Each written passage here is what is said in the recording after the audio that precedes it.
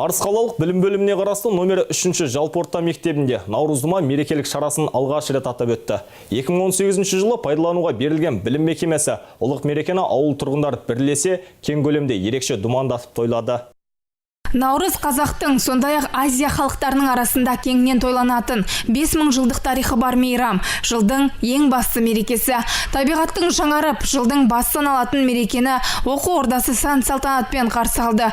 Тамыры терең мейрам мектеп оқушыларының концерттік бағдарламасымен басталып, мың бұрала билеген мектеп оқушылары көпшіліктің ықыласына бөленді. Күн мен түннің теңескен шағында тойланатын ұлыстың ұлы күнінде ауыл қариялары ақжарма тілектерімен бөлісіп, баталарын берді. Баршаңызды ұлыстың ұлы күн Наурыз мерекесімен шын жүректен құттықтаймын. Наурыз іргесі сөгілмес бірліктің берекесі, ырысы төгілмес тірліктің мерекесі, жақсылықтың жаршысы, жаңа жылдың біздің бастауы.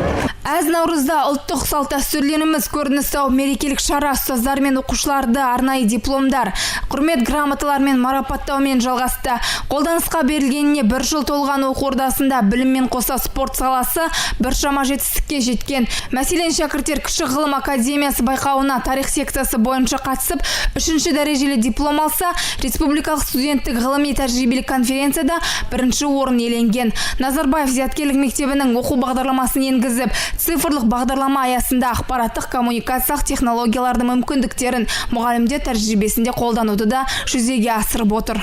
Ұлыстың ұлы күні халыққа, ұлыстың ұлы күні ендері сау, өмірлері жоқ болып, жылдан жылға келетін Наурыз мейрамына аман-есен жете берулеріне тілектеспін. Құрметті қазақ елі, сіздерді бүгінгі келіп жеткен ұлыстың ұлы күні Әз Наурыз мерекесімен шын жүректен құттықтаймыз. 22 наурызда отбасыларыңызға бақыт, береке, табыс тілейміз.